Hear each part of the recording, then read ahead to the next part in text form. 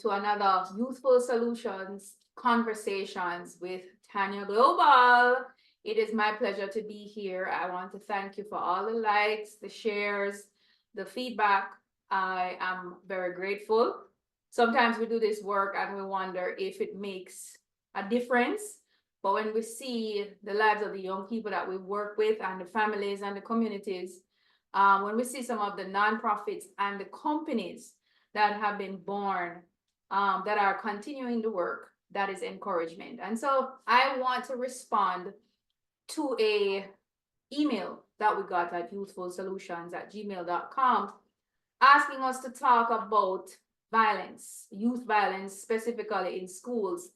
And we had done a video sometime back before we started the channel, talking about violence when a young woman was stabbed to death at Technical High School in Kingston, Jamaica.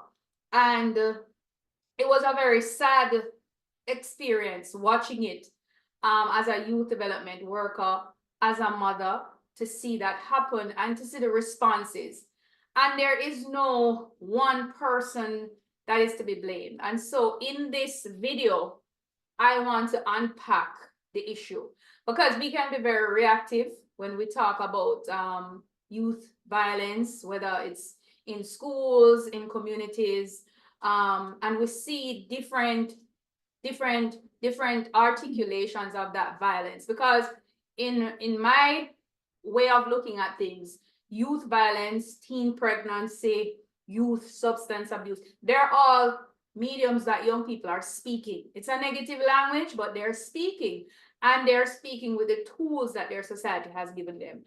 So as a social researcher, when I'm looking at a community, when I'm looking at a family, when I'm looking at a company, when I'm looking at a nation, I look at the state of the young people, because the state of the youth in any space is a direct reflection of their broader group.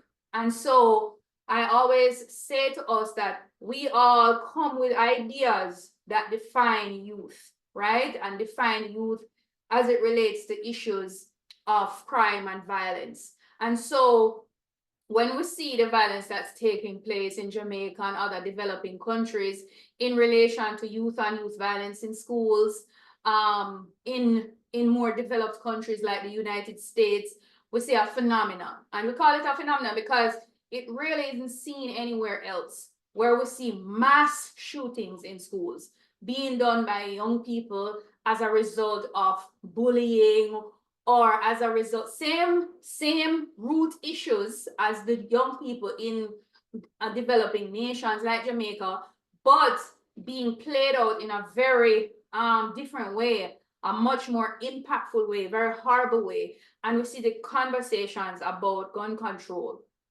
We have gun control in Jamaica and other we have gun control issues because we have a lot of illegal guns on the streets, but we don't see mass shootings.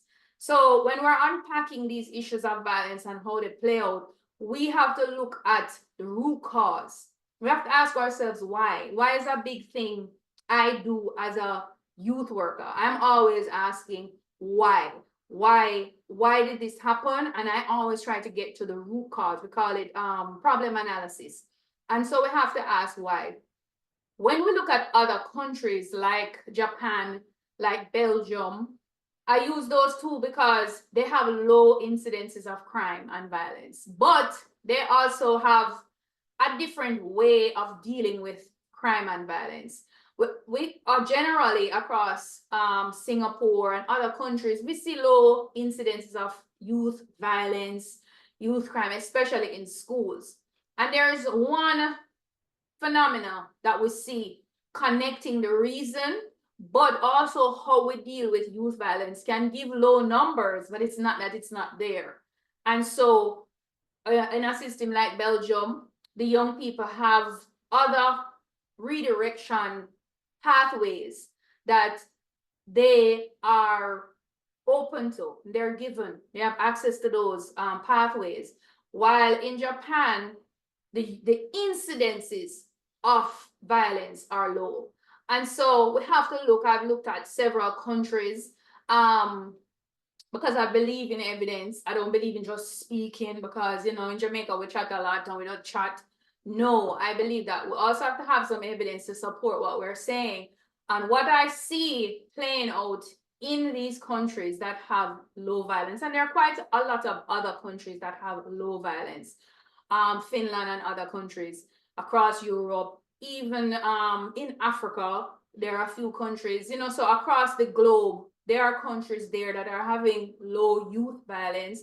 When there is violence in some of these countries and other countries, it's more of on a mass scale in terms of social unrest, in terms of socio-political challenges to systems, but not one-on-one. And the question is why do these places have the violence? Why in Jamaica I tell you that I tell you something bad about your mother, or in America I'm being bullied and told that I'm ugly or I smell or something, and I internalize this in a way that it becomes me taking a gun, coming to school, killing teachers, killing students. That didn't affect me in any way.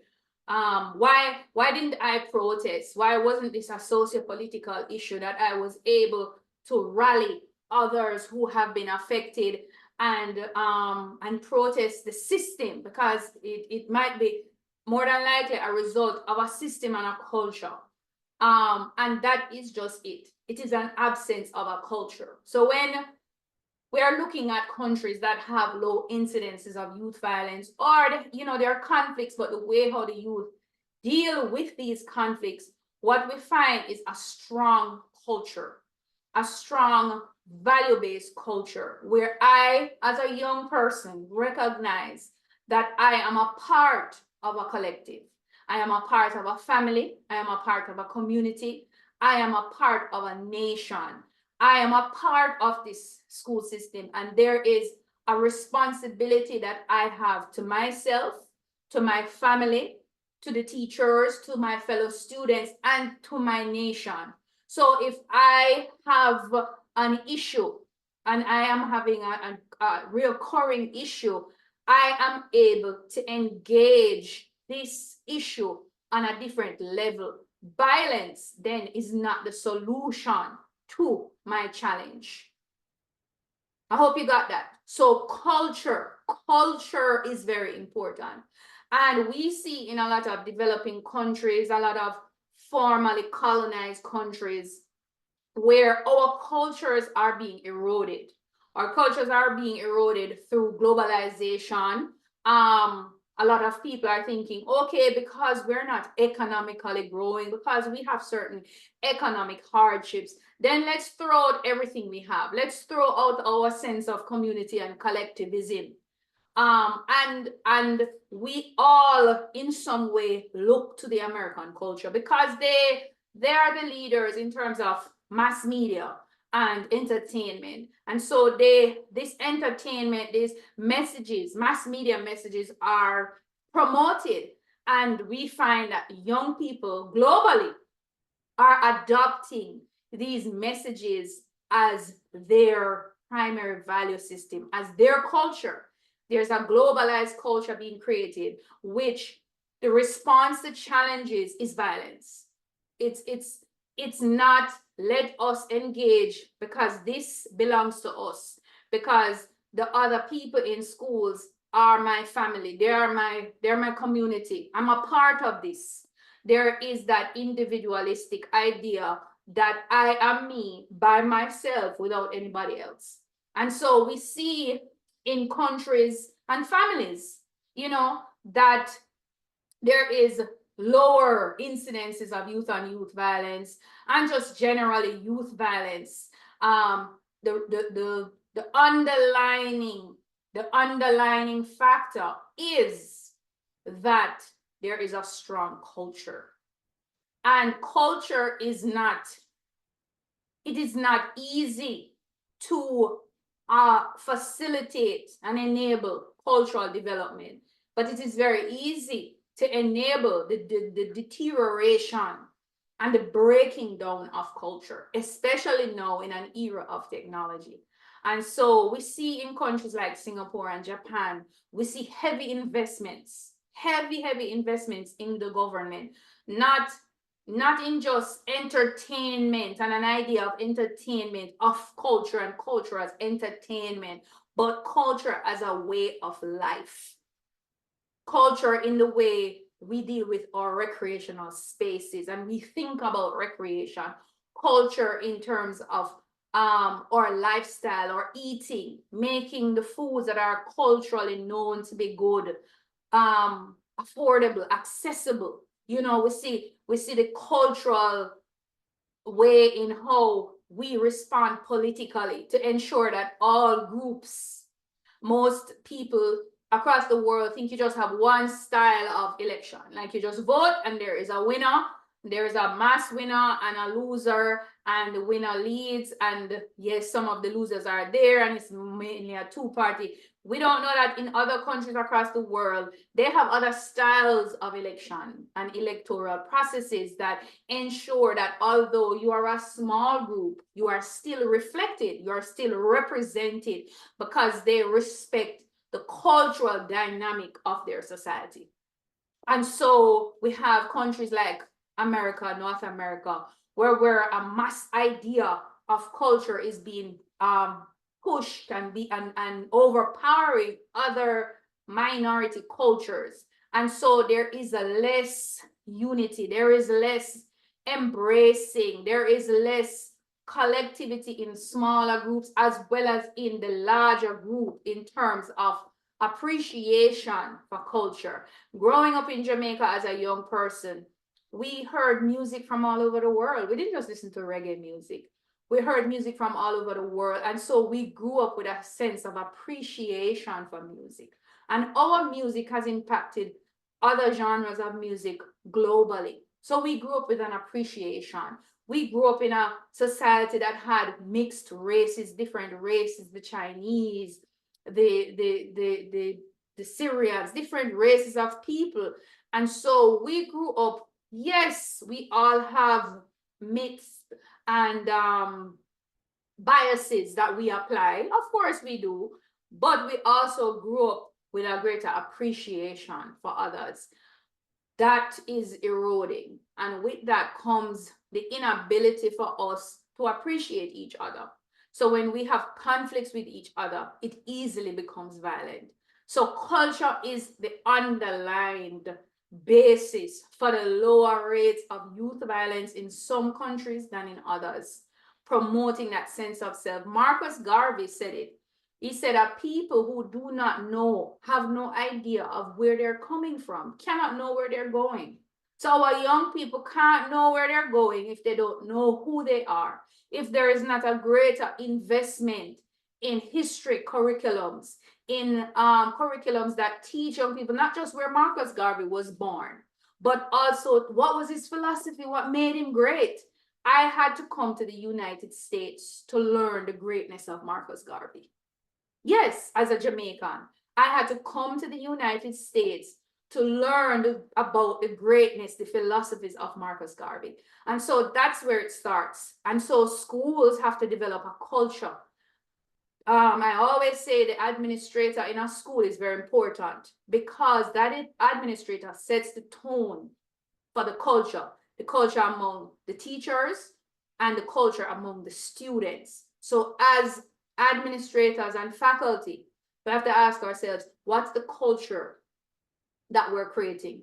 Or what's the culture that we're mirroring in the school settings? In the family, it's the same thing. What's the culture? What are some of the things? Young people need consistency. They need to know that there are certain practices that are remaining constant. They have to be, a lot of our young people we are finding, they don't have any primary value system. They can pick off somebody's door, as they often say, come in, rob and kill without no second thought, because that life has no value, because they have been raised without value in life. Yes, you have a lot of young people who don't have, that's why you have the high suicide rates. That's why you have the high drug use rates. That's why you have the high gang violence rates. It's a lack of value in life. And so that's an eroding primary value system. Yes, young people do have certain gaps in terms of their development. Their brains are not fully developed in terms of embracing risk and consequence and assessing those. But it's not to say that they can't. What has to happen is then family and parents have to be intentional in teaching risk, teaching consequences, teaching them how to assess. So critical critical analysis and critical thinking skills are very important, and it's something that we should not wait until a student reaches university level. Children as early as preschool should be taught how to critically think. And when you look at nations that are doing well economically, like China and other nations, Singapore, Japan, and even Finland, Belgium, those places, they teach more critical thinking, sometimes in very informal ways. And so that has to also be a very important part, because if I am taught culture and if I'm raised in a culture that has a primary value system, and then I have critical thinking skills, I am able to assess how activities, how peer pressured activities, how high risk activities then conflict with my primary value system, and I'm then able to make decisions. And that's a very big issue in my own household with my children. No matter how young, they are taught to make decisions, and decisions have consequences. And so there are certain decisions you as a child are allowed to make. Those are your decisions that you are responsible for. You cannot make my decisions. And so we have to be able to enable environments that our young people can think. Our young people, yes, they need to learn conflict management skills, but again, if they're not critically able to think, these then are just abstract skills that I'm learning, and that's often the problem. We go in, we see the violence in the school, okay, so we jump in reactively, and we want to teach skills, but we've not facilitated an environment, we've not facilitated a culture where the young people can connect before they can even use the skills. A lot of young people don't know how to talk to each other. They don't know how to even communicate, much less to then manage conflict. And so we have to be very intentional in the different spaces that young people are. School is a major institution of socialization, and I know it's pressuring for teachers because the homes that are supposed to be the first point of contact have broken down to a greater extent. The communities that also supported the homes, the faith-based institutions that also supported the homes on that level are also broken down, are also less attractive to young people. And so school is a major point of contact, and a teacher is a major source of development. And that's why I'm an advocate for teacher training in youth development, because while it's very stressful, one word, one interaction can change the future of a young person. And so this is our beginning, our conversations on youth violence. And I'm going to post the other videos that we had done talking about some of the issues to that specific issue where that young lady died. But youth violence at the core, one is creating a culture that has primary values, a primary value system of connection to self, connection to others, and connection to your society, your broader community, and the responsibilities that come with that connection, and the rights that come with that connection, because they don't operate without each other. And then also it's equipping me with the critical thinking skills that I'm able to assess